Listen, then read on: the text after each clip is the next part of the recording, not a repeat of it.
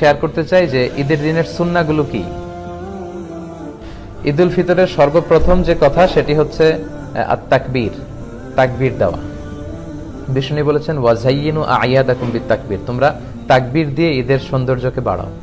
তার মানে ঈদের সাথে কিন্তু তাকবীরের একটা ওতপ্রোত সম্পর্ক আছে।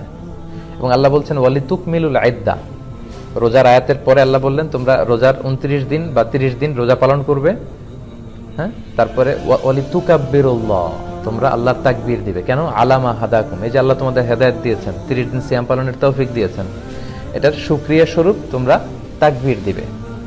তো আমাদের বাংলাদেশে তাকবীর দেয়, আমাদের দেশের এখানে তাকবীরের একটু পার্থক্য আপনারা হয়তো দেখেছেন। বাংলাদেশে 2 বার আল্লাহু আকবার, এরপর লা ইলাহা ইল্লাল্লাহ, আবার 2 বার আল্লাহু আকবার, এরপর ওয়ালিল্লাহিল হামদ। এখানে ওরা 3 বার আল্লাহু আকবার বলে। আরব বিশ্ব আমরা দেখেছি একটা স্পেশাল সুরে ওরা পড়ে, ওরা এভাবে পড়ে আল্লাহু আকবার আল্লাহু আকবার আল্লাহু আকবার লা ইলাহা ইল্লাল্লাহু আল্লাহু আকবার আল্লাহু আকবার ওয়ালিল্লাহিল হামদ। তো মাগরিবের পর থেকে আমরা তাকবীর শুরু করব ঈদের সালাত পর্যন্ত, দ্যাটস ইট, তাকবীর শেষ। তাকবীরের মধ্য দিয়ে মূলত কিন্তু আমরা আল্লাহ যে সবচেয়ে বড় এবং সবচেয়ে পাওয়ারফুল এটার ঘোষণা দেয়। আল্লাহু আকবার মানে হচ্ছে আল্লাহ সবচেয়ে বড়, আল্লাহ সবচেয়ে মহান। তো প্রথম কাজ হচ্ছে আমরা তাকবীর দিব ইনশাআল্লাহ। দ্বিতীয় দায়িত্ব হচ্ছে সাদাকাতুল ফিতর। সিয়াম পালনের পরে সাদাকাতুল ফিতর আদায় করতে হয়। বিষ্ণু সাল্লাল্লাহু আলাইহি ওয়াসাল্লাম বলেছেন এটা সিগনিফিকেন্স দুইটা, এক হচ্ছে তুহরাতান লিস-সাইম, রোজা রাখতে যে অনেক সময় আমরা অন্যায় করে ফেলেছি, মিথ্যা বলেছি, গীবত টিবত হয়তো করে ফেলেছি, এগুলো যাতে মাফ হয়ে যায়। 2 নম্বর সিগনিফিকেন্স হচ্ছে তুআমাতান লিল মাসাকিন, যাতে মিসকিনরাও কিছু খেতে পারে।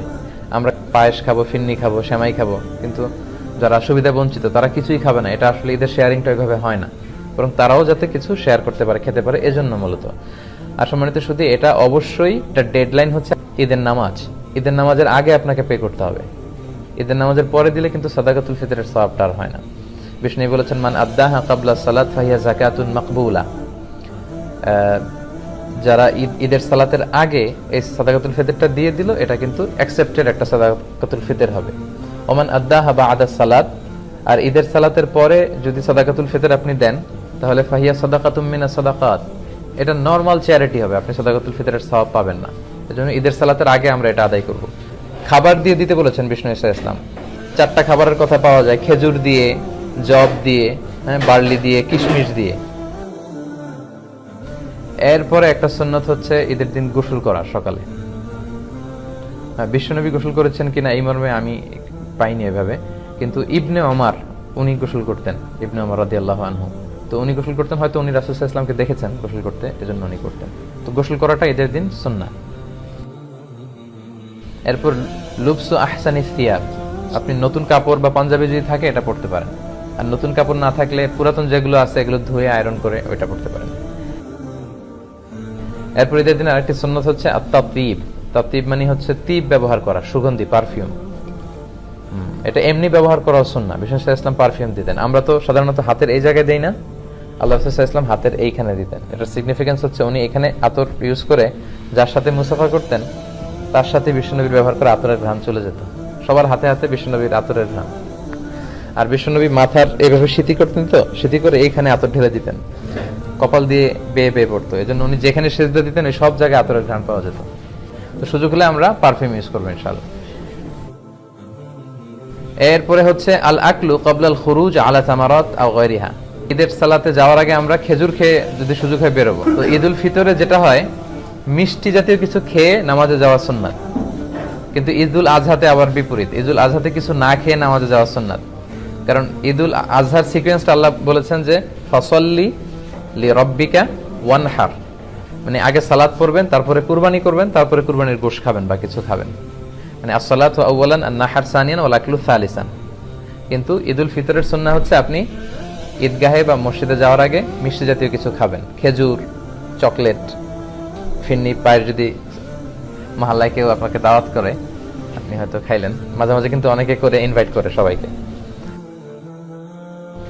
এরপরে একটা সুন্নাত হচ্ছে ঈদের দিনের আয-যাহাব মিন তারিক ওয়াল আউদা মিন তারিকিন আখার, এক রাস্তা দিয়ে ঈদগাহে যাওয়া, আরেক রাস্তা দিয়ে আসা। এটা হচ্ছে ইফ পসিবল, যদি সুযোগ হয়। এটার সিগনিফিকেন্স হচ্ছে হয়তো আপনি এই গলি দিয়ে গেলেন, এই গলি দিয়ে যারা বেরোচ্ছে সবার সাথে দেখা হলো, আবার আরেক গলি দিয়ে আরেক রাস্তা দিয়ে আসলেন, ওইখানকার আত্মীয় স্বজন ফ্রেন্ডসদের সাথে দেখা হলো, মানে অনেক মানুষের সাথে শুভেচ্ছা বিনিময়ের সুযোগটা হলো। ঈদের দিন তো আনন্দের দিন, আনন্দটা বেশি শেয়ার করার সুযোগ হচ্ছে এই কারণে। তো ইউআইতে যেটা দেখা যায়, আমরা বেলাল থেকে বের হয়ে ওই বাস স্টপ বের হয়ে একটা জায়গা দিয়ে সাধারণত আসি। তো এখানেও যদি আপনি এটা মেনটেন করতে পারেন তাহলে সুন্নাতের সওয়াব ইনশাআল্লাহ আপনি পাবেন। এরপর ইস্তিসহাবুন নিসা ওয়াল আতফাল ওয়াস সিবিয়ান হাত্তাল হুইয়াদ। বিষ্ণু সাল্লাল্লাহু আলাইহি ওয়াসাল্লাম বলেছেন, ঈদের নামাজে যখন তোমরা যাবে, নারীদেরকে, বাচ্চাদেরকে, ফ্যামিলির সবাইকে নিয়ে যাবে, কাউকে ঘরে রেখে যাবে না। কিন্তু দুর্ভাগ্যজনক হলেও সত্য, আমাদের দেশে এই পরিবেশটা এখনো গড়ে ওঠেনি। জাতীয় ঈদগাহ ময়দান, বাইতুল মোকাররম সহ দুই একটা জায়গায় হয়তো নারীদের ঈদের সালাতের সিকিউরিটির সাথে ব্যবস্থা রাখা হয়, কিন্তু পুরো দেশব্যাপী এটা আমাদের গড়ে ওঠেনি সচেতনতার অভাবে। আমাদের স্কলাররা মনে করেন যে ফিতনা হবে। ঈদের 2-3 দিন আগে শপিং মলগুলোতে হাঁটা যায় না নারীদের কারণে, তারপর রাস্তাঘাটে, তার পয়লা বৈশাখে আমাদের বোনরা ঠিকই সেলিব্রেট করে, বাট ঈদের ক্ষেত্রে কিন্তু আমাদের বঞ্চিত করা হয়, বলা যে মসজিদে যাওয়া যাবে না, ফিতনা হবে। তো এটার ব্যাপারে সচেতনতা দরকার এবং তাদেরকে একটা সুন্দর সিকিউর প্লেস করে দেওয়া দরকার যাতে করে তারা যেতে পারে। বিশ্বনবী এটাকে এত গুরুত্বপূর্ণ বলেছেন, বিশ্বনবী বলেছেন হাত্তাল হুইয়াদ, মেনস্ট্রুয়েশনাল পিরিয়ড চলছে যে নারীদের, মাসিক, তারাও যাবে। কারণ তারা এটা থেকে বঞ্চিত হবে কেন?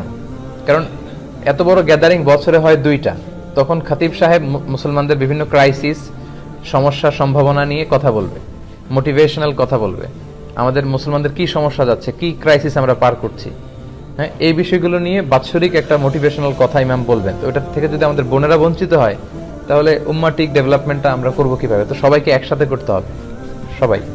এজন্যই বিশ্বনবী বলেছেন যে পিরিয়ড যাদের চলবে ওই নারীরাও আসতে হবে। এক মহিলা সাহাবী বললেন, ইয়া রাসূলুল্লাহ, আমাদের অনেকের হেজাব নেই, জেলবাব নেই, আমরা কিভাবে যাব? আল্লাহ রাসূল বললেন, তোমাদের যেই বোনের 2-3টা জেলবাব আছে তাদের কাছ থেকে বড় করে নিয়ে যাবা, যাদের 3টা আছে অন্যদেরকে ধার দিবা, নামাজের পরে আবার তোমাকে দিবে, তারপরেও আসবে। পিরিয়ড যাদের চলে তারা এসে ইয়াতাজিলনাল মুসাল্লা, যেহেতু পিরিয়ড চলছে ঈদগাহে ঢুকবে না, মসজিদে না ঢুকে মসজিদের বাইরে ওয়েটিং এরিয়াতে ওয়েট করবে, ঈদের আনন্দ তারা শেয়ার করবে। ওয়াশতারিকনা দাওয়াতাল মুসলিমিন, ইমাম সাহেবের দোয়া, মুসলমানদের দোয়াতে শরীক হবে। মেয়েরা মেয়েদের এরিয়াতে, ছেলেরা ছেলেদের এরিয়াতে যখন ঈদের শুভেচ্ছা বিনিময় করবে, মানে মনে হয় যে ভালোবাসা, সবাই মিলেমিশে একাকার, এটাই ঈদের মূল স্পিরিট বা সৌন্দর্য। তো এই জন্য এটার জন্য সচেতনতা বৃদ্ধি দরকার। বাংলাদেশে আপনারা এগুলো নিয়ে খুব বিনয়ের সাথে কৌশলী হয়ে কথা বলবেন, যাতে এরকম একটা পরিবেশ তৈরি হয়। আচ্ছা, এরপর হচ্ছে ঈদের নামাজ 2 রাকাত, এটা তো আমরা জানি না। 2 রাকাত, প্রথম রাকাতে 7 তাকবীর, দ্বিতীয় রাকাতে 5 তাকবীর, মোট 12টা তাকবীর দিয়ে আমাদের এখানে সালাত হয়। আর হানাফি স্কুল অফ থটে বা বাংলাদেশে যারা আপনারা শুনছেন, বাংলাদেশে সাধারণত আমরা 6 তাকবীর দেই, 3-3 করে। প্রথম রাকাতে 3 তাকবীর, দ্বিতীয় রাকাতে 3 তাকবীর, এটাও আপনি দিতে পারেন, এটা কোনো সমস্যা নেই। 7-5-12 তাকবীরও হবে, 3-3 করে 6 তাকবীর, এটাতেও কোনো সমস্যা নেই ইনশাআল্লাহ। আল্লাহ রাসূল সাল্লাল্লাহু আলাইহি ওয়াসাল্লাম প্রথম রাকাতে সূরাতুল আ'লা পড়তেন, সাব্বিহিসমা রাব্বিকাল আ'লা, আর দ্বিতীয় রাকাতে সূরাতুল গাশিয়া পড়তেন, হাল আতাকা হাদিসুল গাশিয়া। তবে এটা ম্যান্ডেটরি না, এটা অপশনাল। ইউআইতে আমি যতবার সালাত পড়েছি সাধারণত সূরা দিয়ে পড়েছি। তারপর অনেক স্কলাররা বলে কোন নির্দিষ্ট নামাজের জন্য নির্দিষ্ট সূরা ফিক্স করে দেয়া মাকরুহ। তো এটার ব্যাপারে বিভিন্ন ধরনের কথা আছে, তবে আপনি চাইলে পড়তে পারেন, আল্লাহ রাসূল যেহেতু পড়েছেন। এরপর হচ্ছে আল ইস্তিমতা ইলাল খুতবা বা'দা সালাহ, সালাতের পরে খুতবা শোনা। একটা খুতবা হয়, এই খুতবাটা শোনাও জরুরি। আর এই খুতবাগুলোকে আরো কনস্ট্রাকটিভ ওয়েতে, আরো ইফেক্টিভ ওয়েতে করা দরকার। যেটা আমি বলছিলাম যে বছরের the biggest carnival and festival of Muslim উম্মাহ, প্রায় 56টা দেশ একসাথে এইটা সেলিব্রেট করবে। সো আমাদের মুসলমানদের ক্রাইসিস, আমাদের সম্ভাবনা, আমাদের সমস্যা, এই সবগুলো কিন্তু জুমার খুতবায় একজন খাতিব ইনস্ট্রাক্ট করবে তার সারমনে। সো এটাকে এই স্পিরিট থেকে নিয়ে যদি আমরা খুতবাগুলো কাজে লাগাই, তাহলে কিন্তু সচেতনতাও বাড়বে। কারণ এত মানুষের গ্যাদারিং আসলে এত সহজে পাওয়া যায় না। এজন্য আমরা জুমার খুতবা শোনার চেষ্টা করবো ইনশাআল্লাহ। এটা শোনা হচ্ছে সুন্নাহ। খুতবার পরে হচ্ছে শুভেচ্ছা বিনিময়। সাহাবারা শুভেচ্ছা বিনিময় করার ক্ষেত্রে ওনারা পড়তেন তাকাব্বালাল্লাহু মিন্না ওয়া মিনকুম আজমাইন, আল্লাহ আমার থেকে, তোমার থেকে, আমাদের সবার থেকে কবুল করে নিক। কি কবুল করে নিক? এই যে 29টা বা 30টা রোজা যে রাখলাম, ইবাদত করলাম, কিয়ামুল লাইল করলাম, কোরআন খতম করলাম, এই সব ইবাদতগুলো আল্লাহ কবুল করে নিক। সহিহ সুন্নায় এই দোয়াটা পাওয়া যায়, এটা আমরা বলতে পারি। এটা ছাড়া আমাদের দেশে আমরা যেটা বলি ঈদ মুবারক, এটাও অনেক সুন্দর। আরব বিশ্বে বলে ঈদ সাঈদ। হ্যাঁ, তোমার দিনটা, ঈদটা শুভ হোক, আনন্দময় হোক, এদের মতো অনাবিল সুখ শান্তিতে সারা বছরটা তোমার কাটুক, এগুলো যে আমরা বলি কুল্লা আম ওয়া আনতুম বিখাইর, এটাও বলা যাবে। এক্ষেত্রে ইদানিং অনলাইনে দেখি অনেকেই বলে যে তাকাব্বালাল্লাহু মিন্না ওয়া মিনকুম ছাড়া কিছু বলা যাবে না। না, এত রিজিড হওয়াটা আসলে ঠিক না। খেয়াল রাখবেন, একটা হচ্ছে রিলিজিয়ন আর একটা হচ্ছে কালচার। ধর্ম আর কালচার দুইটাকে গুলিয়ে ফেলা যাবে না। আল ইসলামু লা ইয়ামনাউ আনিল আখযি আন আইয়ি শাইইন জাদিদ মা লাম ইখালিফ রূহাদ-দ্বীন। কোন দেশের তাদের ব্যক্তিগত কালচারে যদি কোনো ভালো জিনিস থাকে, ইসলাম সেটাকে উঠিয়ে দেয় না, ওটাকে এপ্রিশিয়েট করে। সো আমাদের বাঙালি মুসলমানদের কিছু আলাদা কালচার থাকতে পারে, যেটা হয়তো চায়নার উইগুর মুসলিমদের সাথে মিলবে না। চায়নার মুসলিমদের সাথে হয়তো মালয় মুসলিমদের অনেক ব্যক্তিগত কালচার থাকতে পারে, দেশীয়, এটা হয়তো মিলবে না। ইউরোপের মুসলমানদের হয়তো তাদের লোকালিটিতে কিছু কালচার থাকতে পারে, এটা হয়তো আমাদের সাথে যাবে না। এই সবগুলো কালচার যদি ইসলামের সাথে কন্ট্রাডিক্ট না করে, আমরা এগুলো নিতে পারি। আমাদের বাংলাদেশে ঈদ মুবারক বললে আমরা যে ভালোবাসাটা আসে, অন্য কোনো শব্দ দিয়ে আমরা এটা বলতে পারবো না। মানে ঈদ আসবে, ঈদ মুবারক বলবো না, এটা অসম্ভব। সো ঈদ মুবারক, ঈদ সাঈদ, এই জাতীয় যে কোনো সুন্দর সুন্দর শুভেচ্ছা বানিয়ে আপনি শেয়ার করতে পারেন, এতে কোনো সমস্যা নেই ইনশাআল্লাহ। তো এই ছিল প্রিপারেশন ফর ঈদ ডে, এই বিষয়ের উপর আমার সংক্ষিপ্ত আলোচনা। আর যারা সময় নিয়ে শুনলেন তাদেরকে শুকরিয়া। আর অনলাইনে যারা আলোচনাটি শুনেছেন, আপনারা শেয়ার করে দিয়ে ঈদের ব্যাপারে সচেতনতা বৃদ্ধি আপনারা করতে পারেন। আপনারা সবাই ভালো থাকবেন, সুস্থ থাকবেন। সবাইকে আবারও অগ্রিম ঈদের শুভেচ্ছা জানিয়ে শেষ করছি। ঈদ মুবারক, ঈদ সাঈদ, কুল্লা আম ওয়া আনতুম বিখাইর, তাকাব্বালাল্লাহু মিন্না ওয়া মিনকুম আজমাইন। আসসালামু আলাইকুম ওয়া রাহমাতুল্লাহি তাআলা ওয়া বারাকাতুহু।